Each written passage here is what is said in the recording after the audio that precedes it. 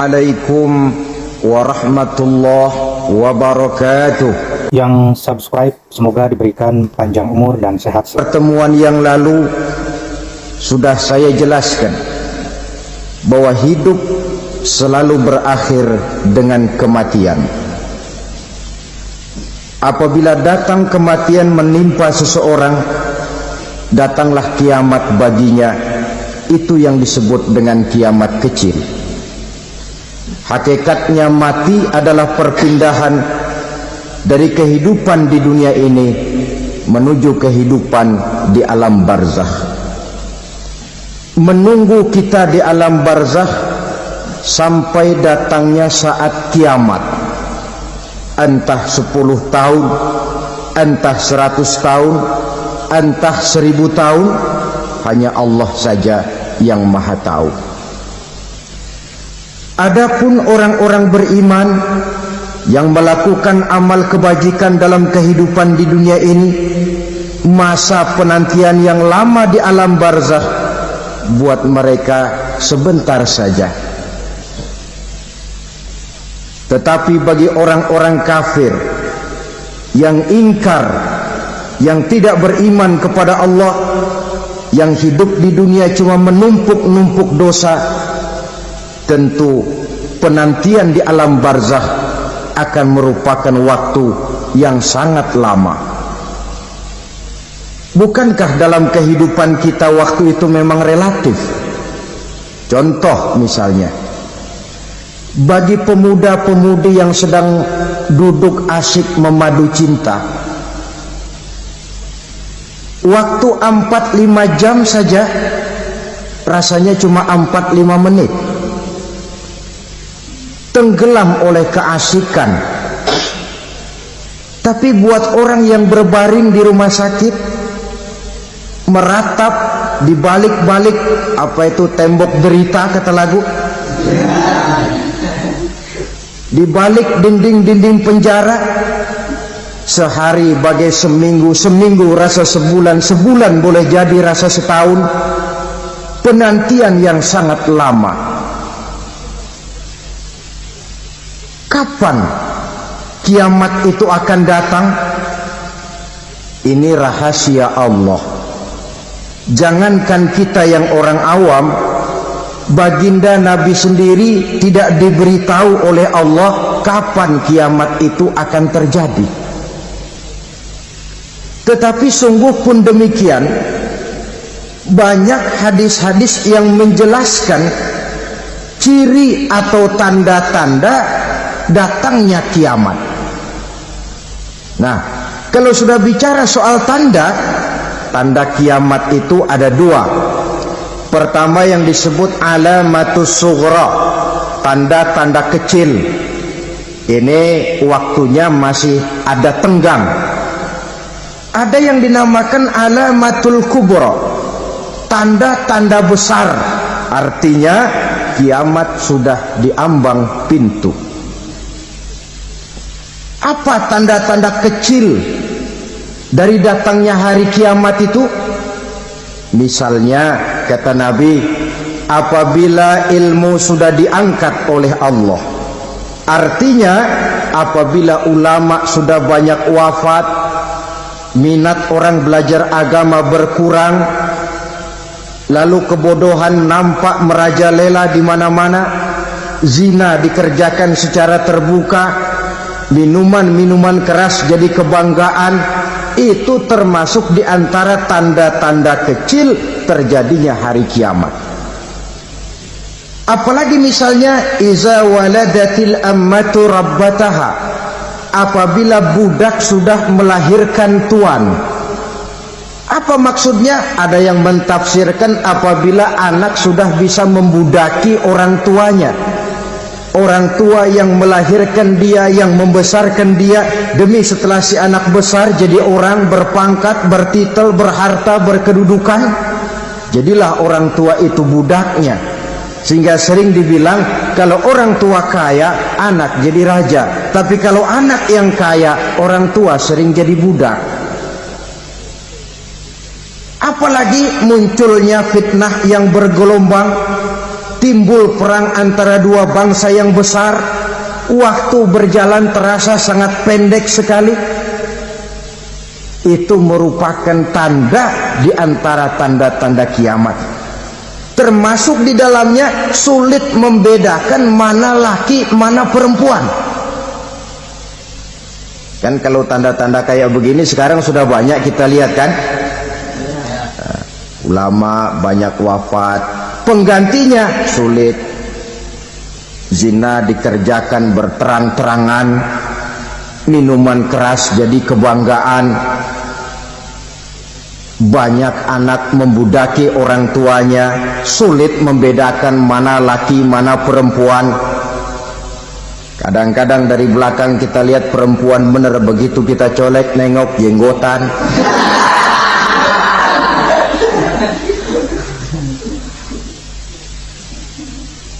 Ini termasuk tanda-tanda kecil, masih ada tenggang sampai akan terjadinya kiamat itu. Nah, yang dimaksud dengan tanda-tanda besar, ini tanda besar artinya kiamat sudah di ambang pintu. Pertama, matahari terbit dari sebelah barat. Apabila matahari sudah terbit dari arah sebelah barat, tertutuplah sudah pintu taubat. Bersabda Nabi kita, la taqumus sa'atu hatta tatlu'a syamsu min maghribiha. Tidak akan datang hari kiamat sampai matahari terbit dari arah sebelah barat. Fa iza tala'at, manakala matahari telah terbit dari arah sebelah barat, wara'ahan nasu, manusia banyak menyaksikan itu, amanu ajma'un, mereka pun lalu beriman. Yang tadinya kafir, yang tadinya ingkar, yang tadinya membangkang, setelah melihat matahari terbit dari sebelah barat, buru-buru beriman, berlomba-lomba mengucap dua kalimat syahadat. Tapi apa yang terjadi? Kata Nabi, wadzalika hina la yanfa'u nafsan imanuha lam takun amanat min qabl. Hari itu adalah hari yang iman sudah tidak berguna lagi bagi seseorang apabila sebelumnya memang dia tidak pernah beriman. Au kasabat fi imaniha khaira, atau beriman tetapi tidak pernah melakukan kebajikan di dalam keimanannya itu. Hari yang sudah kasib, hari yang sudah terlambat, beriman tidak akan ada gunanya lagi. Ini pelajaran buat kita. Sebelum sang surya terbit dari sebelah barat, sebelum nafas sampai di tenggorokan, artinya pintu taubat masih terbuka. Kalau dua hal itu sudah terwujud, nafas sudah sampai di kerongkongan atau matahari sudah terbit dari arah sebelah barat, tertutuplah sudah pintu taubat. Tak ada lagi gunanya pangkat, jabatan, harta, bahkan beriman pun dalam suasana macam itu too late, kata orang Kulon. Sudah terlambat. Matahari terbit dari arah sebelah barat, itu tanda besar, artinya kiamat sudah di ambang pintu. Lalu apalagi tanda besar? Munculnya Dajjal. Dajjal artinya pendusta-pendusta yang menyesatkan manusia. Ada dua macam Dajjal, saudara. Ada Dajjal kecil, ini Dajjal kelas teri. Kalau ini sejak zaman Rasulullah sudah ada itu. Tiap zaman ada. Di zaman Rasulullah misalnya ada yang bernama Aswad al-Unsi dari Yaman, ada yang namanya Musailamah al-Kazzab dari Yamama, ada yang namanya Ibnu Sayyad dari Madinah. Ini Dajjal di zaman Rasul. Musailamatul Kazzab memproklamirkan diri jadi nabi, dia di zaman Rasul masih hidup. Ini Dajjal zaman Nabi. Di zaman sahabat muncul Dajjal. Di zaman kita sekarang ini, dajjal-dajjal pun gentayangan, dajjal-dajjal kelas teri. Kerjanya mendustakan manusia, menyesatkan manusia, memalingkan manusia dari jalan yang benar dan diridhoi oleh Allah Subhanahu wa taala. Adapun yang merupakan tanda besar dari datangnya kiamat, dajjal-dajjal kelas kakap, pembohong-pembohong besar yang menyesatkan masyarakat manusia berpaling dari jalan Allah mengikuti jalan mereka. Apa sih ciri dajjal itu? Kata Nabi dalam hadis Bukhari Muslim, "Inna dajjala", sesungguhnya yang namanya dajjal itu, yakhruju, satu saat akan muncul mendekati hari kiamat, wa inna ma'ahu ma'an, si dajjal ini membawa air, wanaran, dan juga membawa api. Dua simbol. Di tangan yang satu dia bawa air, di tangan yang satu dia bawa api. Wa ammal ladzi yarahu an-nasu ma'an fanarun, adapun yang orang banyak lihat air, hakikatnya adalah api. Yang dilihat api, hakikatnya adalah air. Oleh sebab itu, kalau api yang ditawarkan, ambillah air. Kalau air yang ditawarkan, pilihlah api. Maksudnya apa ini? Ini bahasa simbol, saudara-saudara. Dajjal bicaranya seolah-olah untuk kepentingan manusia, menawarkan surga. Surga yang dia tawarkan hakikatnya neraka. Hai manusia, kalau kau mau bahagia, jangan dekat-dekat dengan agama. Sholat itu tidak efektif dan efisien, tidak produktif dari segi ekonomi itu. Menghadiri majelis taklim cuma buang-buang waktu. Tahajud, tasbih, tahlil, baca Quran, apa itu? Pekerjaan mubazir saja. Hidup ini cuma sekali, masa yang cuma sekali, manfaatkan dengan sebaik-baiknya. Mumpung, dibawanya sifat mumpung, tetapi dalam pengertian yang sangat negatif. Bicaranya seolah-olah untuk kepentingan manusia, tetapi sebenarnya menjerumuskan manusia. Menawarkan air, tapi sebenarnya api. Menawarkan api, tapi hakikatnya air. Buat apa kamu sholat? Buat apa kamu bayar zakat? Buat apa kamu puasa? Surga yang dicanangkan Dajjal, hakikatnya neraka. Neraka yang digambarkan Dajjal, pada dasarnya adalah surga. Jadi memutarbalikkan fakta itu kerjaan Dajjal. Yang hak jadi batil, yang batil dibilang hak, yang benar jadi salah, yang salah malah jadi benar. Tuntunan disuruh jadi tontonan, tontonan malah menjadi tuntunan. Itu pekerjaan Dajjal profesinya. Zamannya Nabi Adam, Dajjalnya kan iblis. Betul? Betul. Apa sih gang kerayuan iblis itu? Allah setelah menciptakan Nabi Adam kan bilang, Adam, kau dan istrimu Hawa tinggal di surga ini. Seluruh fasilitas yang ada di surga persilahkan kau nikmati. Satu yang tidak boleh, jangan coba-coba dekati pohon khuldi. Dekat saja jangan, apalagi sampai memetiknya. Datang Dajjal yang namanya iblis ini. Adam, kamu tahu nggak kenapa tidak boleh makan buah khuldi? Ya nggak tahu, pokoknya saya dilarang. Bodoh kamu Dam. Khuldun artinya kekal. Kalau kamu makan itu buah, kau akan kekal di surga buat selamanya. Allah tidak kepengen, maka dilarang kamu makan buah khuldi. Kalau kau ingin kekal di surga Adam, makan saja. Saya bicara begini ini untuk kepentingan kamu Adam. Ini kan ciri-ciri Dajjal. Bicaranya sih seolah-olah untuk kepentingan Nabi Adam, hakikat sebenarnya menjerumuskan Nabi Adam supaya ingkar dan melanggar larangan dari Allah Subhanahu wa ta'ala. Jadi setelah muncul Dajjal, timbul kekacauan-kekacauan di masyarakat. banyak yang terpengaruh, terpedaya dan terpesona, termasuk mereka yang memproklamirkan diri jadi nabi, mereka yang memproklamirkan diri jadi rasul di zaman sesudah Rasulullah wafat. Itu adalah dajjal-dajjal. Maka saya ingatkan, kalau di zaman kita sekarang ini ada orang ngaku jadi nabi, ada orang ngaku jadi rasul, biar bahasa Arabnya kental,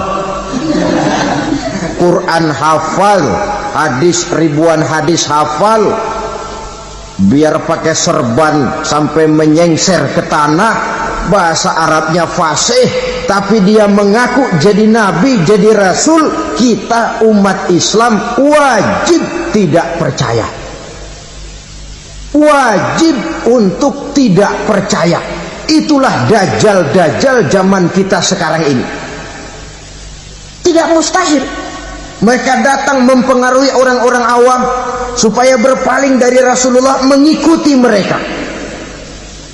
Nah, di akhir zaman nanti, mendekati hari kiamat, dajjal ini muncul, dajjal kelas kakap, menyesatkan masyarakat manusia untuk berpaling dari Islam, mengikuti seruan mereka. Apalagi di antara datangnya kiamat itu, tanda yang besar itu, turunnya Nabiullah Isa Al-Masih, putra Maryam. Menurut berbagai hadis yang sahih, Nabi Isa Al-Masih nanti akan turun lagi, tidak membawa risalah yang baru, tapi meluruskan risalah Islam ini yang telah banyak ditinggalkan oleh masyarakat. Bahkan ada hadis menjelaskan beliau akan membunuh Nabi, mematahkan kayu-kayu salib, lalu melaksanakan haji dan umrah mengikuti syariat Nabi Muhammad, bukan membawa agama baru, menjadi semacam mujaddid, reformer, menyelamatkan manusia dari bisikan dajjal. Bahkan ada riwayat yang menjelaskan bahwa Nabi Isa berhasil mengalahkan dajjal, mengembalikan masyarakat manusia kembali kepada ajaran Islam yang datang dari Allah, dibawa oleh Rasulullah sallallahu alaihi wasallam. Dengan kata lain, turunnya Nabi Isa bukan sebagai nabi dan rasul baru, tetapi mengikuti syariat Nabi kita Muhammad sallallahu alaihi wasallam. Saudara hadirin, ibu-ibu hadirat yang saya hormati, kemudian apalagi di antara tanda-tanda besar akan datangnya kiamat itu? Keluarnya asap atau awan. Kata Nabi, inna min asrati sa'ah dukhanan yamla'u ma bainal masyriqi wal maghrib.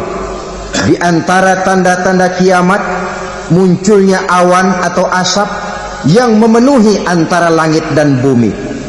Ini pun diperkuat dalam surah Ad-Dukhan ayat 10, fartaqib yauma ta'ti as-sama' bidukhanin mubin fayughshan nas hadza azabun alim. Bagi orang-orang yang beriman, mereka biasa-biasa saja, tapi bagi orang kufur, datangnya asap dan awan ini merupakan azab yang kelewat pedih. Barangkali sedikit mendekati gambaran tentang azab yang pedih ini, saya ingatkan alam pikiran kita kepada peristiwa yang belum lama terjadi. Pernah dengar berita bocornya reaktor nuklir di Chernobyl, Uni Soviet? Pernah dengar? Bocornya reaktor nuklir di Chernobyl yang mengakibatkan ratusan, bahkan sangat mungkin ribuan nyawa. Cuma satu reaktor. Bagaimana kalau seluruh cadangan nuklir yang dimiliki oleh para negara adikuasa ini diledakkan? Bahkan yang konon menurut catatan, cadangan nuklir yang dimiliki bersama oleh Amerika dan Rusia sekarang ini sudah sanggup memusnahkan 6 miliar manusia, 1,5 kali lebih banyak dari jumlah manusia yang nongkrong di permukaan bumi ini.